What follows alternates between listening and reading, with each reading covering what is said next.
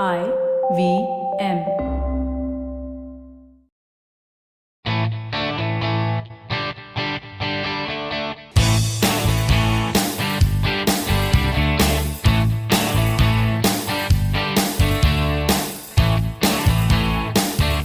Hello and welcome to a brand new episode of the Musafir Stories, India's very own travel podcast, where each week we share the journey of travelers in their own words and relive their experiences with you, our listeners. Hey guys, welcome to a brand new episode of the Musafir Stories. Hope you're all well and keeping safe. On the podcast today, we have a returning guest, Sahana Kulur, who has been on the podcast previously, giving us some really popular episodes that were enjoyed and appreciated. So let's hop onto the episode and find out where Sahana is taking us to today. So with that introduction, we'd like to welcome back Sahana Kulur from the blog vakework.com. Sahana, thank you so much for being a part of the Musafir Stories again, and welcome to the podcast. Hi, thank you so much. And it's always good to be back on Musafir podcast. And I keep listening to all the other podcasts which have been released recently. So it's a pleasure always. Thank you, Sahana. And for listeners listening to Sahana for the first time, I would urge you to go listen to the previous episodes that Sahana has done with us, two brilliant episodes. One on Bijapur in Karnataka, as well as another one on the temple town of Madurai. Both of them wonderful episodes, and Sahana's back to do a hat-trick episode. And I think in cricketing terms, if I were to say, you're probably one of the ones with the quickest hat-trick. Like, I don't know, probably in about a year's time or so, we're recording for the third time. That's how good Sahana has been, and that's how great her episodes have turned out to be, very popular episodes as well. So really, really glad and excited to be talking to you again, Sahana. Just in terms of your intro, I was pretty brief and concise. But for a first-time listener, would you like to share a quick intro, Sahana? Yeah, sure. So I'm from Bangalore, Karnataka, and I'm an architect by profession. And I teach history of architecture in an architecture college. But right now I'm focusing on my travel blog, and I write monthly articles for Deccan Herald. So the articles I write for the newspaper mainly revolves around GI tag products of India, because I'm a huge fan of handicrafts, handlooms made in India. So it's some kind of an addiction, you can say, where I really want to see how the things that I'm buying is made. So that's my passion. Right now I'm working on writing stories about mainly GI tagged products made in India. Okay, wonderful. We'll definitely make sure to link Sahana's blog as well as the other work she's been focusing on recently. So, Sahana, you know the drill. You've been here a couple times already. We usually try to pick up on a place and discuss as much as possible about it in terms of things to do, things to see, and the like. With that in mind, where are you taking us to today? Oh, first thing, I'm not biased, okay, this time, because many people are going to say, oh, you're talking about your hometown, so you're biased. So obviously you're going to say only good things about them, but it is my hometown, but it's people's favorite also. So I'm taking you to Chikmagalur, the heart of Western Ghats in India. Wonderful. Always great to hear about places from you, either way, like we've seen in the past two episodes, but doubly excited this time, given that you're also speaking about your hometown. That way we're getting it from the perspective or from the viewpoint of a local, right? So let's jump into the conversation, Sana, and tell us, for maybe first-time listeners who are also not very familiar with the place itself, can you also give a brief orientation of where this is located? Sure. So Chikmagalur, it's one of the districts in Karnataka. So it's probably 350 kilometers from Bangalore, about 300 kilometers from Mysore. If you look at the aerial distance between Mangalore, the port town of Karnataka, to Chikmagalur, it's hardly actually about 30 kilometers, I guess. So there is a huge mountain between the two towns. So if you Bangalore, Mysore, Mangalore, they are some of the famous places where people usually land when they come to Karnataka or southern India. So it's about 300 kilometers from the state capital, Bangalore. Okay, wonderful. And in terms of, like you already mentioned about other places close by, just getting to Chikmagalur, what would you recommend? How one can get there, and also in terms of an itinerary for somebody planning a visit here, what would be a suitable size or a suitable length of the itinerary? So the good news is there is no airport. I'm happy about it, okay? Because I don't want my hometown mountains to get destroyed to make an airport. And there is a huge wildlife. So the best way would be to get to the nearest railway station, which is either Kadur or Birur. I think they are probably about 1.5 hours from Chikmagalur main town. So if you get to either Kadur or Birur by train, it's easy to get to Chikmagalur by a taxi or a private car. And there are plenty of buses to many parts of Chikmagalur. So even when I travel from Bangalore to Chikmagalur, I take a night bus. There are sleeper coach buses which are you can peacefully go. So even from Mangalore,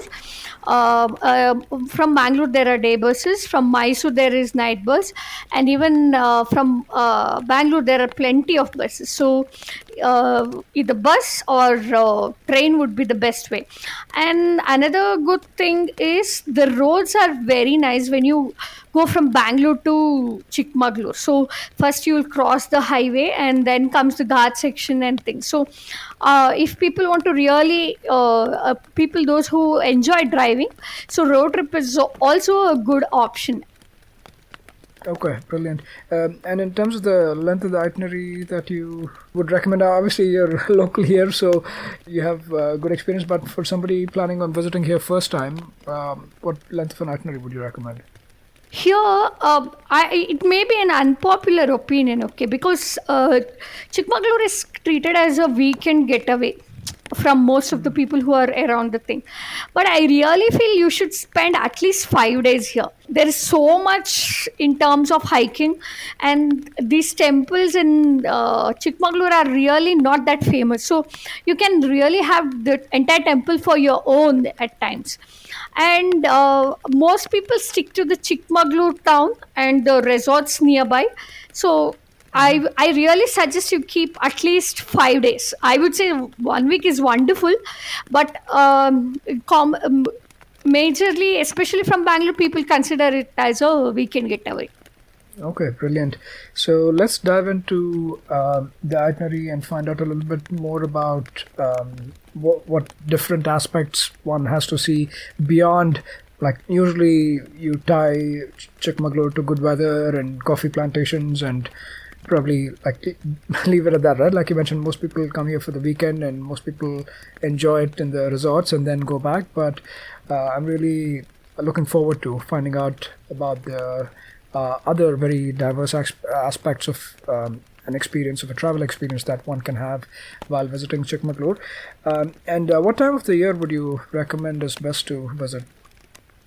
So October to February end would be the best, because the temperatures are really nice. Like October to December is the peak winter.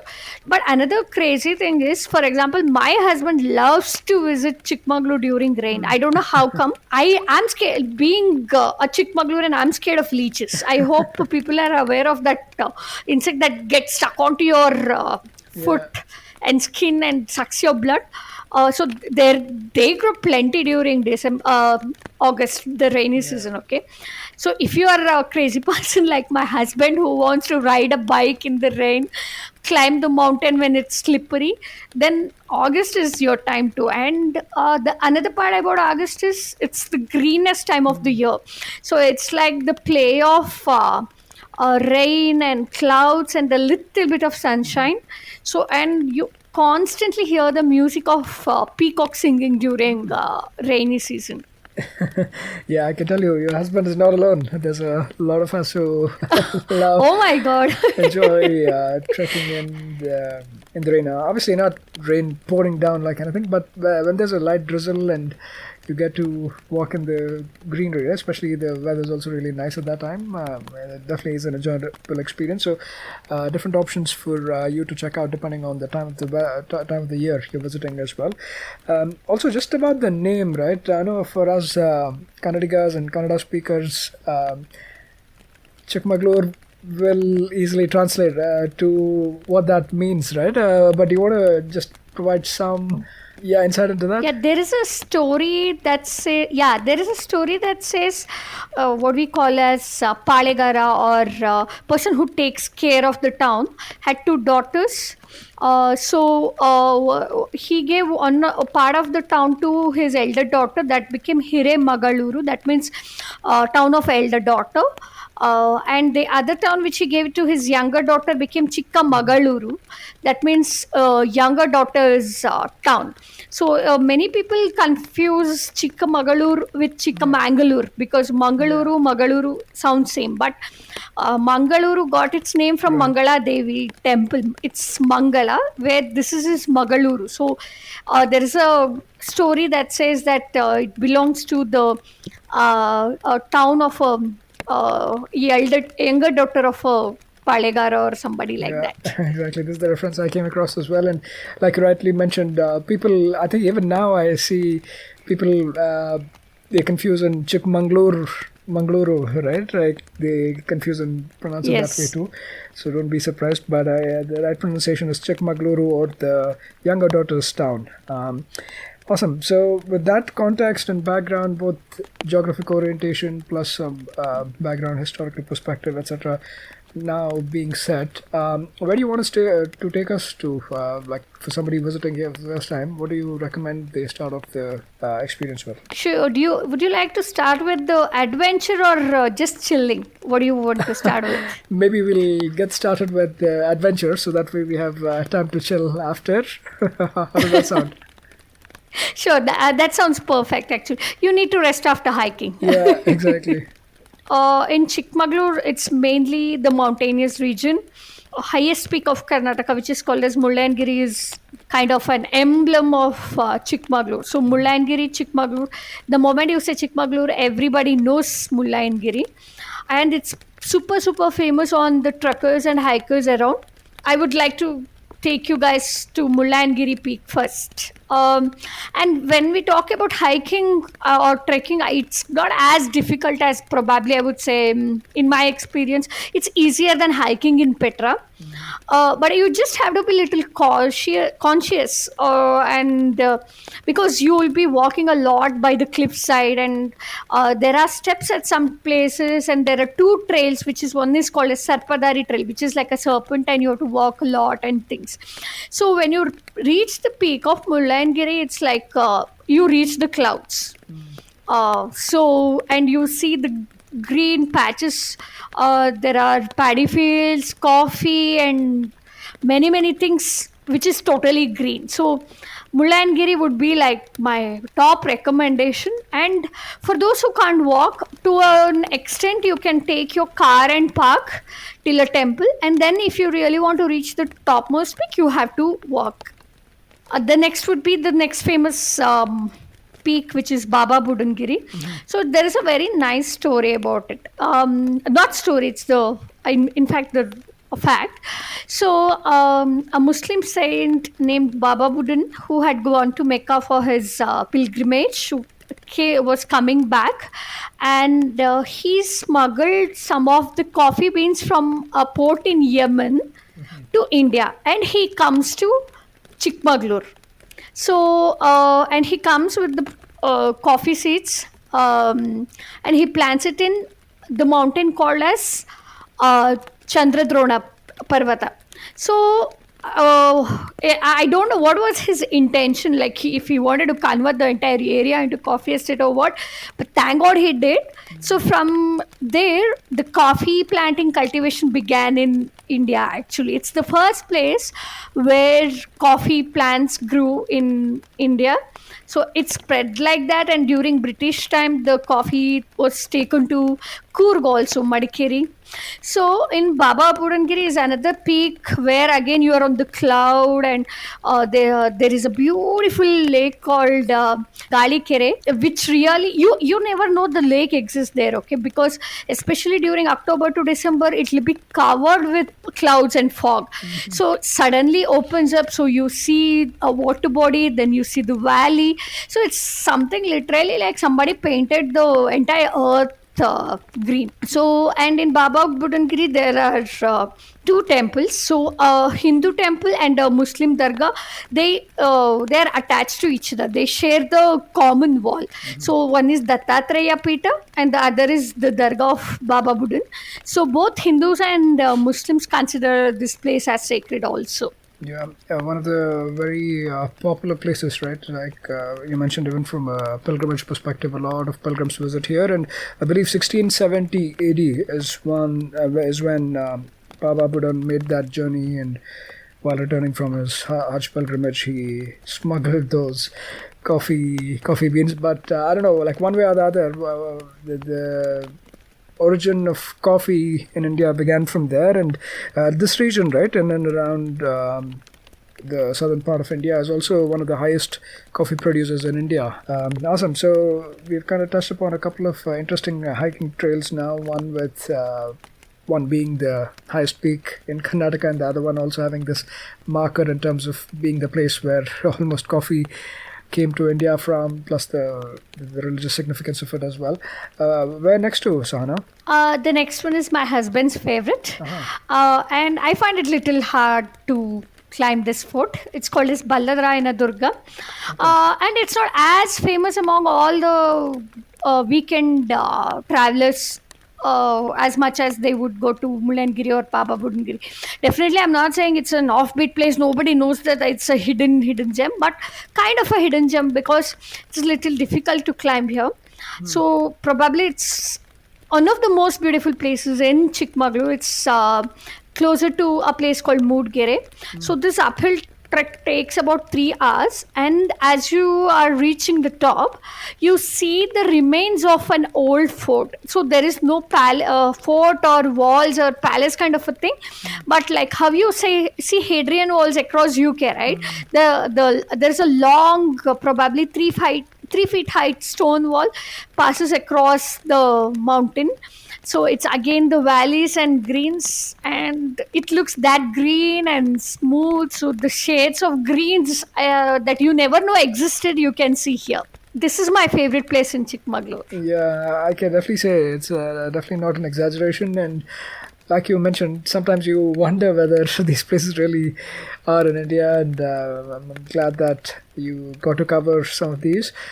This place also has been, like, in the past ruled by the Hoysalas, right? So I'm assuming there's some connection there. It's probably one of the forts of the Hoysalas in the past, right? So yes, that's probably definitely. Yeah.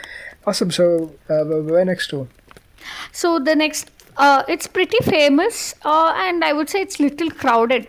So it's a place called Ettinabhuja. Ettu means ox, so Bhuja means shoulder. So it's like ox's shoulder. So the peak looks like that big bump we see on the bulls, right? So it looks like that.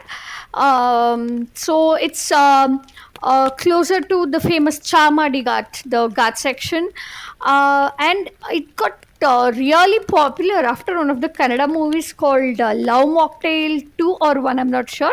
One of the parts got filmed there, and people go there like crazy. And sometimes I really feel that there should be some kind of a restriction on how many number of people can truck. So it's definitely a beautiful place, but remember, people are mad about this place too.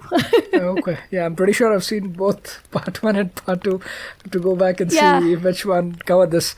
Awesome. So yeah, a lot of different types of hiking options too, right? Like we've been touching upon, even depending on the time of the year you go, you may find like a completely different phase of the locale or the region you're visiting. Perfect. Yeah, okay, let's keep going. Where next to? So the next is Kudremukha. So Kudremukha was known for as it was the mining town, right, which got shut. So now it's a ghost town. But the Kudremukha means horse face. So the peak here looks like resembles the horse face. So when you go from a village called Samse, you can trek this trail. There are many small lakes, ponds, and you go beside Bhadra river and reach the peak. There are smaller shrines. People are crazy because Kudremukha trek is super famous among people during rainy season. People love to go on to the top put a tent when it's pouring, get up in the morning, have Maggie in the rain. So it's a very popular monsoon trek. So there are many companies in Karnataka who can take you to the Kudremukha peak during rain. Yeah, yeah, definitely. And I'll probably age myself here, but I think it was like almost 30 years ago that we had done a trip from here. It was a road trip. And when I say road trip, not like a couple of us or three, four of us traveling. It was like a good group of some 20 people in those tempo travelers that we used to have back in the day, right? So everybody from my cousins to all of us had done a road trip, and I think we had, yeah, my uncle, one of my uncles used to work in Bhadravati. That also has the Vishweshwara Iron and Steel that he used to have back in the day. Correct. Yeah, Correct. we did a trip from there through, I think, I don't know where we ended up, but we passed through a bunch of places, and Kudremukh was one of the stops. That's how long ago it's been. But yeah, I completely hear you, and it takes me back to those memories. I used to spend my summers in Kudremukh for about 10 days. My uncle used to live there. So Kudremukh is so fascinating that when you pass an area called Kere, then you take a left turn to go to Kudremukh. The scenery changes totally. And you never know when an Indian gaur or the bison, like we call it, they just cross the road. Like, dude, it's my road, why are you there? As a kid, it was the most fascinating thing I ever did with my father. Like, I used to say Hanuman Chalisa and pray to all gods, saying that I need to see a bison. I never saw an elephant, but people do see. But bisons are common sights when you are driving to Kudremukh. And even the town was so well planned. It was, I think, built by French, or the town planning was done by French. So and it was so well developed, with the hospital, with a CBSE school, and there was a mosque, there was a temple, there was a church. So Kudremukha was one of the best towns in India, which I really feel sad for that being a ghost town now. Right. It really breaks my heart. So, yeah, some good old memories, and I'm glad that we're getting to touch upon that in the podcast as well. So, yeah, Kudremukh probably has a bunch of things you could do here too. And like you mentioned, for the other treks, it can easily be like a good 1 hour conversation around the different treks and things you could do in and around Kudremukh. But anything else? There are many more hiking trails, but I'm going to end it with a place called Narsimha Parvata, which is near the place Sringeri. So that's my grandparents' house. Their house is much more in the remote place near Sringeri. So it really doesn't make it to everybody's list who visits Chikmagalur or Sringeri, but it's a beautiful place. I won't say you see the meadows, but you see the Ghats of Agumbe here. So it's weird how Agumbe is actually far, but from this mountain, it's like, hey, I'm almost in Agumbe. So it's another hiking trail. You can even camp there if you have permission. You have to have prior permission from the police, and most of these trekking trails require you to take prior permission. One of the reasons why you need to take is people keep trashing these places. Okay, it really breaks my heart to see the trail littered with plastic box, kurkure, fruity, and whatnot, and even sometimes beer bottles too. They do throw that. So all these places, to maintain the really sanity of the place, they'll require you to take permissions to most of these trails. So if you really want to set any tent in Narsim Parvata top, you really have to take permissions from the local authorities. Yeah, good point that you called out as well, and it is really important, especially for places like these that are also. I mean, even otherwise, but especially places like these that are also like ecological hotspots, right? With all the different flora, fauna. It's really important that we try and preserve that and not litter and pollute them. So thank you so much for covering those, Sahana. And like once we've covered a few of these hiking or adventure type experiences, what else would you like to recommend in Chikmagalur? So many people who go to Chikmagalur are like, I really don't want to hear anything. I want to hear zero noise. I don't want to see anybody. I really want to be alone. So and trust me, it's really a good place if you pick a remote place. Probably the next best thing to do in Chikmagalur is do nothing. So pick a cozy homestay in the corner of a forest area or a remote village. And I remember my grandfather's younger brother used to run a homestay. Every year, one of the very famous Kannada newspaper editor used to come. He used to climb one of the what we call as chapra, the place where they dry arecanut and things. No, he used to climb there and stare at infinity for probably 3 to 4 hours, because you really don't hear anything in remote villages. Probably birds chirping or the dog in the house, or 2 3 people chatting, that's all. So if you really want to hear the silence, you really can pick a very nice homestay in the remote area and do nothing. Or there are people who want to do something but not too much. There are a few Ayurvedic ashrams also. One of the famous is Panchajanya Ayurvedic ashram. So they also conduct yoga retreat and things like that. People whom I know have gone there and they say that it's really refreshing.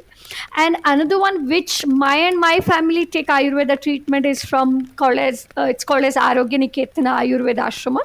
It's in a place called Hariharpura. Hariharpura is a town located on the banks of river Tunga. So if you want to get any Ayurvedic treatment like Snehapana, Panchakarma and things like that, you can pick any Ayurvedic ashrams. There are plenty in Chikmagalur. So probably for a week or 5 days or 2 days, depending on what you want to do, you can do that and really have a relaxing, like I'm away from everybody, I'm away from all the noise, I'm just focusing on myself. So you can do that in Chikmagalur.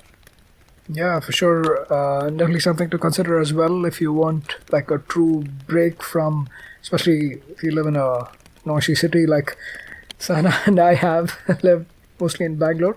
I think even in terms of other experiences one can enjoy while, let's say, putting up in a homestay. Anything in particular you'd like to recommend in terms of trying out?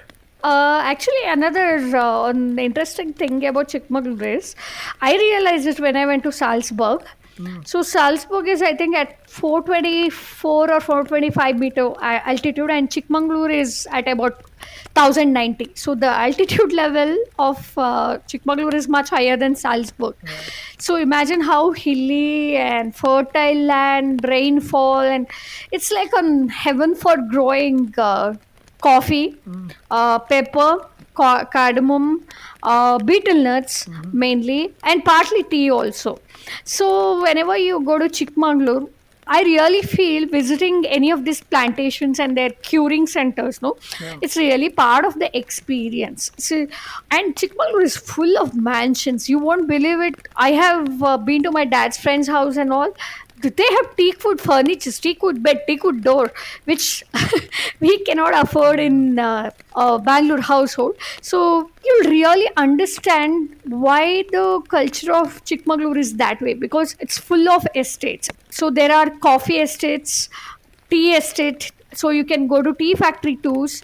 Then if you go between probably November to February, you can ask your homestay or resort owner to take you to any nearby house where they actually taking the betel nuts or areca nuts out of the tree dry, and how they cure everything. So areca nut tours, tea factory and coffee plantation. So I would really recommend, based on the season you are in, pick one. And you will be in for treat if you visit Chikmagalur during probably January to March. That's when the coffee flowers bloom. Okay, so it's really magical. You see the white flowers, they look like marigold but in white, and there will be so many bees. Like, you can really hear the typical bees buzzing, and the fragrance is amazing. You, maybe people who are sensitive to smell might get a headache, But it's the most beautiful time in probably in Malnad when coffee blooms. So if you're in between December to January, because I'm giving a huge window of 3 months, because when these coffee flowers bloom depend on the rain. So it varies season with every year as per the rainfall. But I would say it's really magical to visit coffee plantations when they're in full bloom. And then tea plantations, I would say Chikmagalur doesn't produce the greatest tea in India, of course, but it does exist. For those who have never been to a tea estate, there are plenty of tea estates that can let you inside the factory for a small amount of fees for a group, and they'll show you around how they make and things. So the next best thing would be taking plantation tours. Yeah, I know this is a audio podcast, so there's obviously no video element to this to see how beautiful some of these things are. But more than that, the senses where you can smell, right? Be it like you mentioned, the smell of the coffee beans the coffee flowers as they're blooming, or the spices and the arecanut and everything. And estates are just lovely for somebody who wants to just get away, break away, and enjoy some peaceful time and just enlighten your senses. I think this is the perfect getaway. So thank you for covering all of those wonderful experiences as well in Chikmagalur. What else would you like to cover, Sahana? So the next is wild animals. You can spot a lot of wildlife in Chikmagalur. So if the best way is to go to Badra Wildlife Sanctuary or Bhagwati Nature Camp in Kudremukha. So it's the usual jeep safari where they take you to places and show you along with the guide. So it's a safer option. Yeah, I mean, if you for wildlife enthusiasts, there's definitely some options like Badra Wildlife Sanctuary and others that Sana mentioned. And overall too, like you mentioned at the beginning too, it is a ecological hotspot. So there is a variety of birds and animals and insects, and yeah, the ones who like to go on treks, you'll definitely run into leeches as well. That's not going to come as a surprise, but for somebody wanting to go on safaris and stuff like that, there's options there too. And yeah, having covered some of the wildlife slash nature type of experiences, where next to? So the next would be my favorite topic, temple architecture. So because I'm an architect and I teach history, a beauty of temple architecture in Chikmagalur is it's not destroyed. And you don't see colonial trail at all in Chikmagalur. So if you think of, let's say, Ooty or Shimla, where it is hilly, colder, and lots of spices grow and things like that, everywhere British have gone, but I don't think there exists even one single bungalow named after a British or something like that. There is no traces of British. And much of the temples which are here are Hoysala architecture. So you have star-shaped temples, usually made up of black soapstone and exquisite carving. I think everybody knows Belur Halebid, which is in Hassan district, which is very close to Chikmagalur. They got UNESCO World Heritage Tag in 2023. So those are the two most famous places, and for sure they'll be crowded.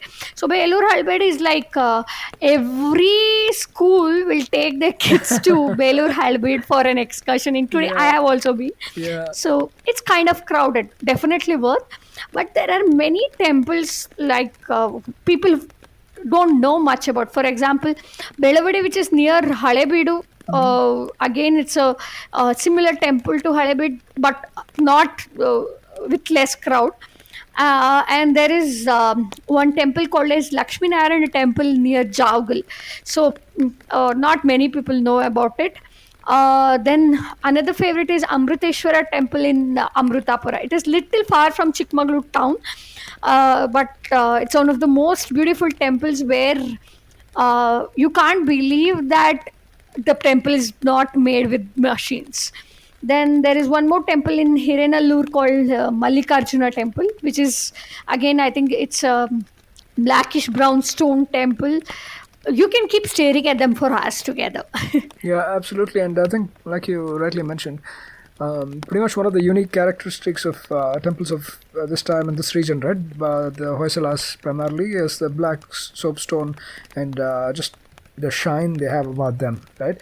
Architecture-wise, also like closer to the other Dravidian structures, you might say, but the soapstone part of it really makes them stand out. And I'll just add a subtle plug here. We did an episode on the Hoysala architecture and the temples in the region, right? So especially in Karnataka, be it Hassan or Mysore, Shimoga, like all of these places have a bunch of those, and obviously the Belur, Halebeedu ones that Sahana mentioned are the most popular ones, but there are a bunch of the lesser known ones that one should definitely check out. So we'll link the episode there, like in the show notes too, so definitely check that out.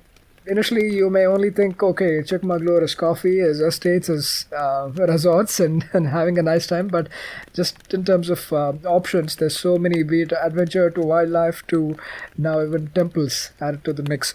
But when we're doing all of this, Sahana, I'm sure one is also like exhausted doing one thing to the other and will be hungry and will want to check out something to eat as well. What would you recommend, or what is your experience as a local that one should definitely try out when visiting Chikmagalur? So you want vegetarian or non-vegetarian? I go both ways, so let's try both of them so that even the listeners can get a sample of it. So I'm a vegetarian, so I'll talk about vegetarian first. It's my saying by mother, okay? We Malnad people, Chikmagalur is called as Malenadu region, will never let even one part of jackfruit go waste. Okay? So jackfruit, which is I think from April to June, July. So we eat the flesh when it's ripened. Then if it's over ripened, we'll make dosa batter out of it. So we make halsanandin dosa, jackfruit kadbu we make, kind of an idli kind of a thing. Before it gets ripened, when it's raw, we make jackfruit chips. And we make raw jackfruit sambar, and then we won't let the seeds of jackfruit go waste. We dry that and make a snack out of that also. Apart from the outer shell and the little things, Malnad people never let go any part of jackfruit go waste. So jackfruit is like the king of vegetarians in Malnad.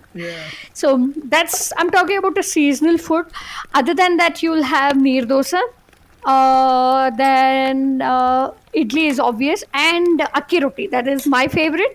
You may find akki roti in Coorg also. It's a very popular dish in Coorg, but it's very different from what we prepare in Chikmagalur. So in Coorg, it's just the rice flour with a sambar kind of a thing they eat. But here, to the rice flour, we add finely chopped cucumber, dill leaves, carrot, onions, and many things. So, and we make roti out of it. That's another Malnad special. Other than that, we make many steamed food. I think people must have heard of something called as undlige, and different types of chutney, coconut chutney, coriander chutney, onion chutney, that goes with all this. And we make another rice dish called as shavge. So it's like long noodles, thin noodles made up of rice, which is very tasty. You can make it either sweet or spicy, both you can make. So as of now, I can think of this many food, and of course, goli bache. Whenever whenever it's raining, it's a mandatory thing in Chikmagalur household to make bhajis made up of chili or banana, and of course with this dish called as goli bache. Yeah, absolutely. I was complaining to Sahana when she sent me the list of things she wants to discuss in terms of food.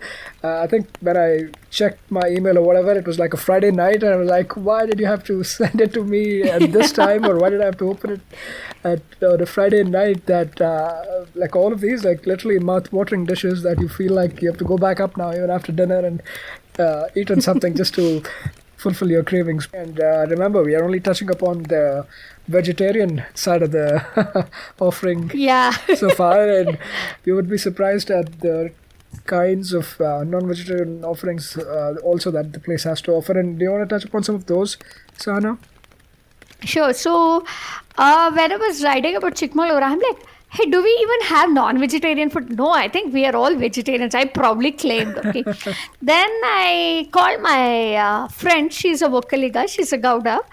Then I'm like, hey, you also eat vegetarian food only, right? You don't eat anything non-vegetarian. She's like, why should I eat vegetarian food? I make non-veg food. I'm like, oh, there people do make non-vegetarian food in Chikmagalur. Then she gave me a list and she explained how they make, and I was shocked that Chikmagalur has so much non-veg food. So it's almost like they make neer dosai, but they with neer dosai they make something called as bhutai mean saru. So it's a typical type of fish, because Chikmagalur fish is, I mean, the fish you get in Chikmagalur is not sea fish. Right. It's not marine fish. So Bhutai, Bangde, and all these most popular, the river ones or the pond ones. So they make side dishes for neer dosai with these fish, and they make kadbu, like something like idli, and they make nati koli saru. That means the local chicken curry with that, and we eat, yeah. And then they make shavge with mutton curry, where we make shavge with coconut chutney as vegetarians. Then there is a huge variety of local fish that there are names which I never knew that those species of fish existed. Kaddi meenu, halad meenu. So there is a huge variety of fish items they do, like curry or with the rice and dosa. Another thing is having so much of wildlife. It's obviously Chikmagalur hunting was part of Chikmagalur culture before, which is totally banned now. So they used to make something called as apparently huri mamsa. Okay, so that is made out of wild boar. So she says she says, my friend Meghavi, she says she misses that because they can't eat it anymore because hunting for wild boar and all is totally banned. Out of all the things, the most peculiar one I found, and I didn't know people make that, is something called as chigali chutney. Okay, so chigali is red ant. So people who are really experienced climb the trees wearing gunny bags and all kind of protection over their head and hands and legs. Then they break the nest of these red ants, fry it along with their larva. So it's like kind of a tangy chutney apparently, which is very famous among the Kaliga community and also other communities. So probably I have heard of I have seen things in Thailand and Japan where they make things like this, but chigli chutney, which is made up of red ants, is really apparently a popular non-vegetarian cuisine in Chikmagalur. Yeah, it reminds me of the only other place I have heard of in India is Chhattisgarh. Sahana, that place also has red ant chutney that is very popular, right? They sell this in the markets, and it's just fascinating to look at how it's made. And actually, I was surprised hearing about this in Chikmagalur. I did not know. I thought it was only that part of India that had this, like more of the tribal regions. And I'm actually very surprised and glad that it's available much closer to home as well for somebody in South India who may want to try this. So yeah, a lot of things. And non-vegetarian food of South India, like be it here in the coastal areas of Karnataka or even Tamil Nadu, non-veg, right? It isn't very obvious. People, I don't know, for some reason we think that only vegetarian food is very popular and common, and I guess to the most part, but non-vegetarian food is it has like Equally cult, popular. yeah, very popular, and has like a cult following here among South Indians in terms of people who really like and appreciate it. So if you're visiting here, do try out some of the options that And she mentioned one more dish which is called as motte aloo gidde saru. So it's like you want to eat meat, but you don't have access, or meat is over at home or something, or unannounced guests come. So it's like potatoes and boiled eggs. I eat eggs, so I really want to try this. And they add seasonal beans to it and make a gravy out of it. So it goes with akki roti and rice also. So it's motte aloo gedde saru. It's another very popular thing people eat in Chikmagalur. Yeah, it's like never ending, the list and the variety, especially be it eggs or pork or fish or mutton or whatever it is. And obviously, you have the vegetarian options too. So, cuisine wise, you're definitely covered here. You don't have to worry about it too much. Just come there with a little bit of an open mind and be ready to experiment. And you have all of the options available. Yeah, I know I said this on a Friday night and I'm recording this on a Monday morning, and the feeling still remains the same. But yeah, I have to go down and eat something now to get over all of the mouth-watering dishes and the cuisine that Sana has mentioned. And Sana, like we have pretty extensively covered the food aspects of the offerings. Any places in particular you'd like to call out, like restaurants or smaller places one can try? Most of the places in Chikmagalur are locally run, and you ask your homestay people to cook all this. But one of the places where my father loves eating dosa is called as Town Hotel in Chikmagalur. Is that the town canteen? Like I keep hearing about Yeah, the town canteen, dosa, yeah. the masala dosa or the benne dosa from there a lot. Wonderful. Exactly, So, town canteen. yeah, so you pretty much have everything available. And yeah, sorry if I kind of derailed your like the thought train in terms of what you wanted to cover next. Looks like you also wanted to touch upon places in the vicinity, right? If you want to make quick day trips Yes. from the region. Yeah, why don't you share some Yeah. of those, Sahana? So Chikmagalur has Tunga and Bhadra river both. So in Sringeri, Tunga river flows, and near Balahanur it's the Bhadra river. So both of them take birth in one of the place called Gangamula in Kudremukh. So Bhadra is known to be having a very corrosive effect on its way. So there is a place called Bhadra River for Bhadra River rafting. Somewhere it's closer to a place called Balehunur. It's really what do you say? Adrenaline rush, I would say. So if you are in Chikmagalur, you can start your day as early as possible. Hit the river rafting, and then come back to Balahanur, have some breakfast in the local place. Then I would say you head to Sringeri. That's where I studied, and it's one of the very famous temples. One of the temple established by Shankaracharya. And the unique thing about this temple is the main temple is not architecturally beautiful, but the Shiva temple in the same compound, it's truly magical. Like how you see those Hoysala architecture temple, right? So when you say Sringeri, the picture that emerges is not the main temple, but another temple in the vicinity. If you are staying in Sringeri, next day I would say you can go to the falls nearby, like Magabail Falls, Sirimane Falls, and the hiking trail what I mentioned, Narsimha Parvata, is also very close to Sringeri. So you can plan just 2 days itself in and out of Sringeri. So that's one place to visit near Chikmagalur. Then would be Kalasa and Hornadu.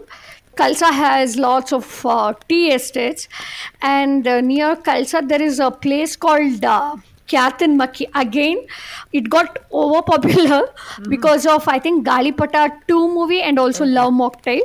So it's a very terrible road, like the bumpiest mud road I have ever seen. So you have to take a jeep and reach the top. It literally looks like Switzerland with the meadows. So it's the green rolling hills everywhere. And another place called as Panchami Kallu. It's a Jain Basadi. So you have a small shrine on a giant stone boulder, and you can sit at the cliff or the edge of the boulder, and the scenery there is very beautiful. Okay, so you have flatlands of paddy and rice fields all around. and suddenly a patch of tall arecanuts appears, and then again it goes flat. So it's like the combination of flat rice fields and areca trees. So I would say it's best to be there during either sunset or sunrise, the most beautiful time. And the That next place, picture is stunning. I had to, sorry, interject and say the one that you're sitting at the edge of the cliff and the basadi or the structure in the back end, right? And obviously the hills and the farms and paddy fields, like you mentioned in the background. Now, beautiful place, and I can only imagine being there for sunrise or sunset. So, sorry to again interject, but no that problem. picture is really beautiful. The other would be, obviously we mentioned Beluru and Halebeedu nearby, Yeah. which is in the Hassan district.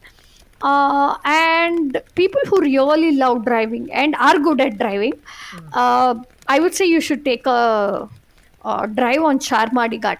So in Kannada movies, if you remember, they used to show there is huge clouds, and Narada character walks on the cloud, right? Yeah. Doing bhajan. So every time I go to Charmadi Ghat, I imagine that, because it's a narrow road with mountains on one side and huge cliff on the other side. So at times you see the part of Konkan railway tracks, Yeah. you see river, and then you see valley. So it's one of the most beautiful drives. I think I travel there a lot, at least twice or thrice a year, not just for the sake of pleasure, but it's the route to my husband's house.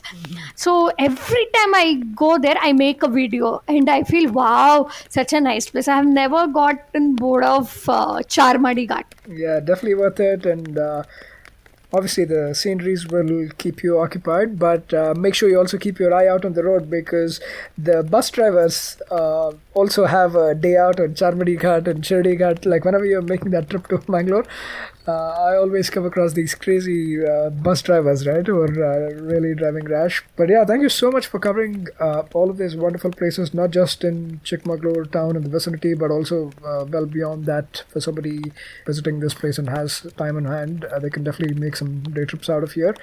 And also in terms of things one can shop for, or souvenirs and things one can pick up while in Chikmagalur, what would you recommend, Sahana? So many people know banana chips from Kerala.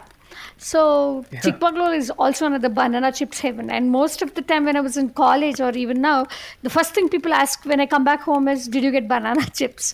So the kind of banana they use here is different, and they Yeah. mix it with little bit of chili. I'm not saying there will be a lot of chili powder, and they add a pinch of hing to it. So it's really a thing in Chikmagalur, especially in Sringeri side, where we do banana chips. And if you get a chance, there are places where you can actually see them chopping banana and making. So you can really do that.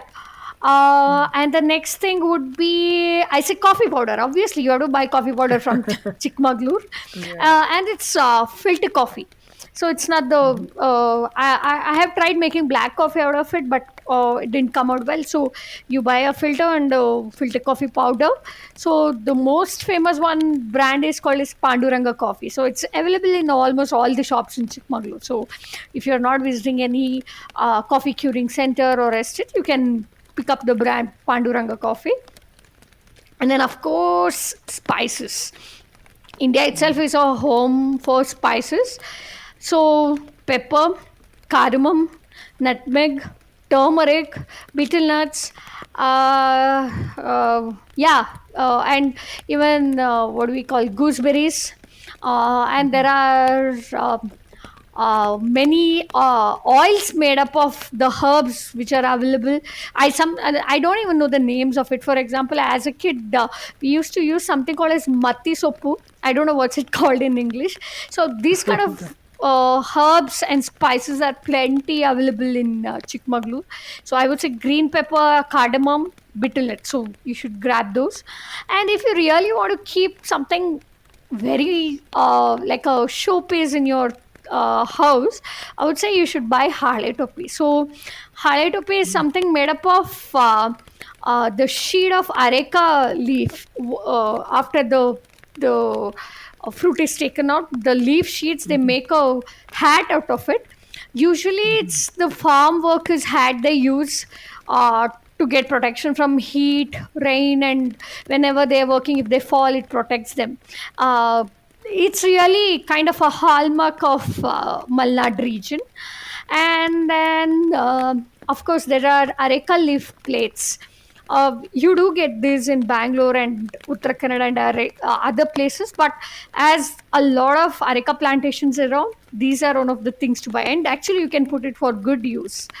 So, and if you're there in Chikmagalur during monsoon, of course, you have to eat and buy jackfruit chips.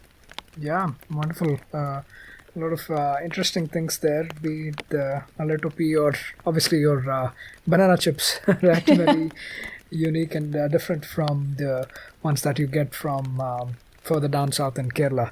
So thank you for covering off some of those things that you can either buy or take as souvenirs home, so that you can remember Chikmagalur long after you've made the trip.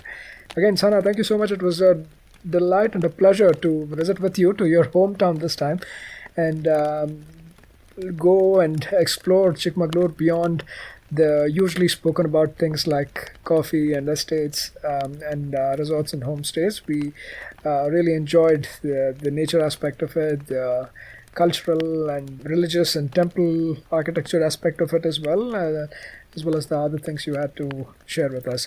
Looking forward to having you back for a fourth time, hopefully, not too far from now. But thank you so much for being on the podcast and blessing us and our audience with these wonderful places and experiences, Sahana. Thank you so much, Saif. Have a nice day, and it's always a pleasure to be on Musafir podcast. I am also looking forward to be on the podcast again. Our pleasure to have you in the future and anytime that you wish. Thank you so much, Sahana. Looking forward to connecting with you and following your work again. That was yet another great episode on the Musafir Stories. Make sure to show us some love by sharing the podcast with your friends and family. We are on Instagram and Twitter at Musafir Stories. If you like this podcast, don't forget to check out other interesting podcasts on the IVM network.